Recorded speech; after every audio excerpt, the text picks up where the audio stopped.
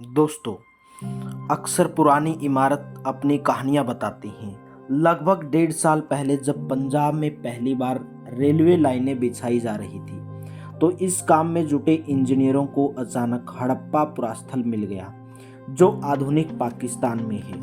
उन्होंने सोचा कि ये एक ऐसा खंडहर है जहां से अच्छी ईंटें मिलेंगी। यह सोचकर हड़प्पा के खंडहरों से हजारों ईंटें काट कर ले गए, जिसे उन्होंने रेलवे लाइनें बिछानी शुरू कर दी। इस कारण कई इमारत पूरी तरह नष्ट हो गई। इसके बाद 1920 में शुरुआती पुरातत्वविदों ने इस स्थल को ढूंढा और तब पता चला कि यह खंडहर उपमहाद्वीप के सबसे पुराने शहरों में से एक था।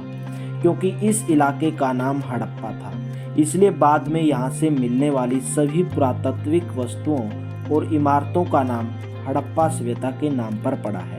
इन नगरों का निर्माण लगभग 4600 साल पहले हुआ था। क्या विशेषता थी इन नगरों की? इन नगरों में से कई को 2 या उससे ज़्यादा हिस्सों में विभाजित किया गया था। प्रत्येक पश्चिमी भाग छोटा था, लेकिन ऊंचाई पर बना हुआ था, और पूर्व हिस्सा बड़ा था, लेकिन यह निचले हिस्से में था। ऊंचाई वाले भाग को पुरातत्वविदों ने दुर्ग नगर कहा और निचले हिस्से को निचला नगर कहा। दोनों हिस्सों की 4 दीवारियां पकी हुई ईंटों से बनाई गई थी। ईंट इतनी अच्छी तरह पक गई थी कि हजारों सालों बाद आज तक उनकी दीवारें खड़ी रही। और दीवार बनाने के लिए ईंटों की चढ़ाई इस तरह करते थे जिससे कि दीवारें सालों साल मजबूत रहीं। कुछ नगरों के नगर दुर्ग में कुछ खास इमारतें बनाई गई थी। मिसाल के तौर पर मोहनजोदड़ो में एक खास तालाब बनाया गया था, जिसे पुरातत्वविदों ने महान स्नानागार कहा था। इस तालाब को बनाने में इंस्टॉल प्लास्टर का इस्तेमाल किया गया था। इसमें पानी का रिसाव रोकने के लिए प्लास्टर के ऊपर चारकोल की परत चढ़ाई गई थी। इस सरोवर में 2 तरफ से उतरने के लिए सीढ़ियां बनाई गई थी और चारों ओर कमरे बनाए गए थे। इसमें पानी कुएं से निकाला जाता था। उपयोग के बाद इसे खाली कर दिया जाता था, जहां पर विशिष्ट नागरिक विशेष अवसरों पर स्नान किया करते थे। इसमें कालीबंगा और लोथल जैसे अन्य नगरों में अग्निकुंड भी मिले हैं। यह संभव है कि यज्ञ क्रिया जानते होंगे। मोहनजोदड़ो और लवण जैसे कुछ नगरों में बड़े बड़े भंडार गृह भी मिले। इन नगरों के घर आमतौर पर 1 या 2 मंजिल होते थे। घर के आंगन के चारों ओर कमरे बनाए जाते थे। इसके अलावा अधिकांश घरों में अलग अलग स्नानागार भी होते थे और कुछ घरों में तो कुएं भी होते थे। कई नगरों में ड्रॉप किए हुए नाले थे। इन्हें सावधानी से सीधी लाइन में बनाया गया था। हर नाली में हल्की ढलान होती थी ताकि पानी आसानी से बह सके।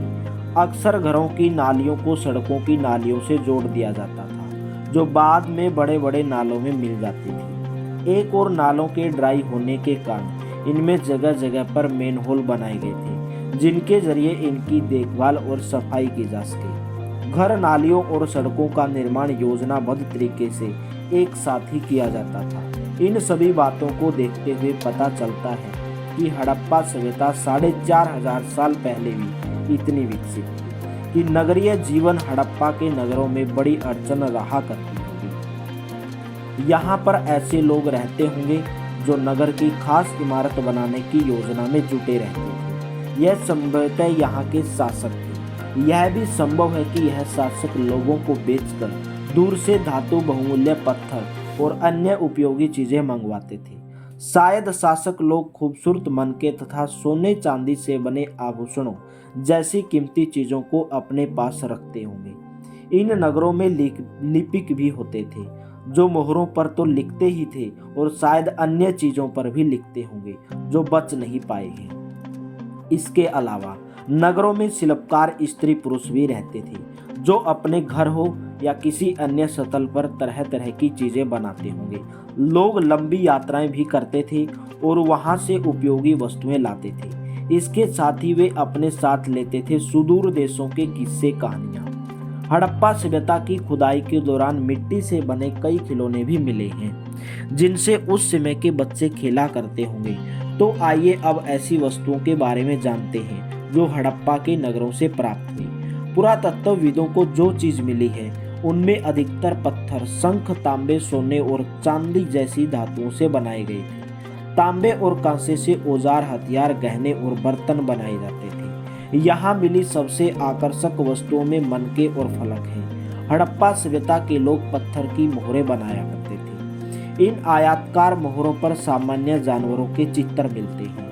हड़प्पा सभ्यता के लोग लाल मिट्टी के बर्तन बनाते थे, जिन पर काले रंग के खूबसूरत डिजाइन भी बने होते थे। हड़प्पा में लोगों को कई चीजें वहीं पर मिल जाया करती थी, लेकिन तांबा, लोहा, सोना, चांदी और बहुमूल्य पत्थरों जैसे पदार्थों का ये दूर से आयात करते थे। हड़प्पा के लोग तांबे का आयात संभवतः आज के राजस्थान से करते थे। यहाँ तक कि पश्चिमी एशियाई देश ओमान से भी तांबे का आयात किया जाता था। इस हिस्सा बनाने के लिए तांबे के साथ मिलाई जाने वाली धातु टिन का आयात ईरान और अफगानिस्तान से किया जाता था। सोने का आयात आधुनिक कर्नाटक और बहुमूल्य पत्थर का आयात गुजरात, ईरान और अफगानिस्तान से किया जाता था। यानी कि हड़प्पा सभ्यता के लोग हजारों साल पहले आयात और निर्यात के द्वारा व्यापार भी किया करते थे।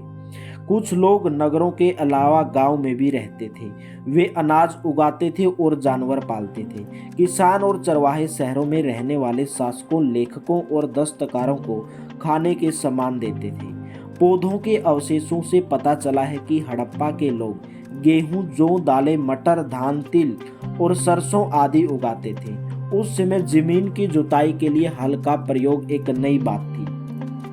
हड़प्पा काल के हल तो नहीं बच पाए हैं, क्योंकि वे प्राय लकड़ी से बनाए जाते थे, लेकिन हल के आकार के खिलौने मिले हैं। इससे यह साबित होता है कि उस समय खेती के लिए बैलों का प्रयोग भी किया जाता था और हड़प्पा के लोग गाय, भैंस, भेड़ और बकरियां पालते थे।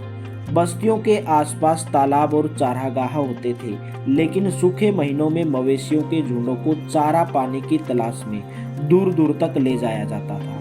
वेट जैसे फलों को इकट्ठा करते थे, मछलियां पकड़ते थे और हिरण जैसे जानवरों का शिकार भी किया करते थे। गुजरात में हड़प्पा कालीन नगर का सूक्ष्म निरीक्षण कक्ष के इलाके में खातिर देश के किनारे धोलावीरा नगर बसा था। वहां से पानी मिलता था और जमीन उपजाऊ भी थी, जहां पर सफलता के कई नगर 2 भागों में विभक्त थे। वहां धोलावीरा नगर को 3 भागों में बांटा गया था।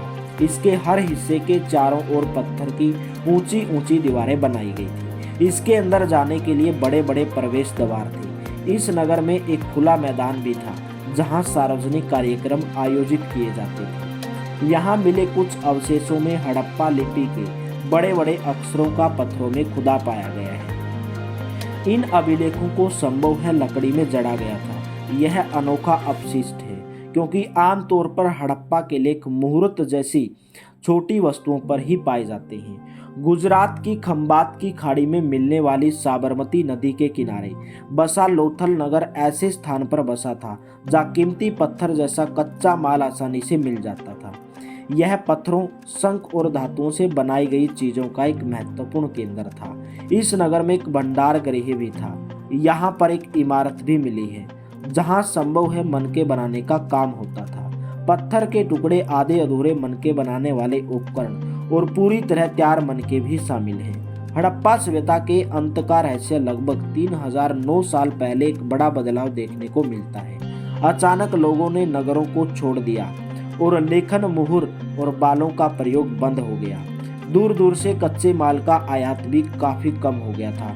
मोहनजोदड़ो में सड़कों पर कचरे के ढेर बनने लगे, जल निकासी प्रणाली नष्ट हो गई और सड़कों पर ही जोगी नुमा घर बनाए जाने लगे।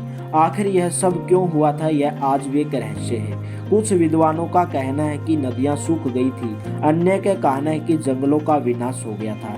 इसका कारण यह हो सकता है कि इनको ईंटें पकाने के लिए ईंधन की जरूरत पड़ती थी, जिसके लिए इन्होंने जंगलों को काटा होगा। इसके अलावा मवेशियों के बड़े बड़े झुंडों से चारागाह और घास वाले मैदान समाप्त हो गए होंगे। कुछ इलाकों में बाढ़ आ गई, लेकिन इन कारणों से यह स्पष्ट नहीं हो पाया कि सभी नगरों का अंत कैसे हो गया, क्योंकि बाढ़ और नदियों के सूखने का असर तो कुछ ही इलाकों में हुआ होगा। ऐसा लगता है कि उस समय के शासकों का नियंत्रण समाप्त हो गया था। खैर, जो भी हुआ हो, परिवर्तन का असर बिल्कुल साफ दिखाई देता है। आधुनिक पाकिस्तान के सिंध और पंजाब की बस्तियां उजड़ गई थी। कई लोग पूर्व दक्षिण के इलाकों में रहे और छोटी बस्तियों में जाकर बस गए। इसके लगभग 14 साल बाद नगरों का विकास हुआ। हेलो दोस्तों, ऐसी तरह की इंटरेस्टिंग और इंफॉर्मेटिव वीडियो देखने के लिए हमारे चैनल IQ स्टडी सेंटर को आज ही सब्सक्राइब करें और बेल आइकन को दबाना।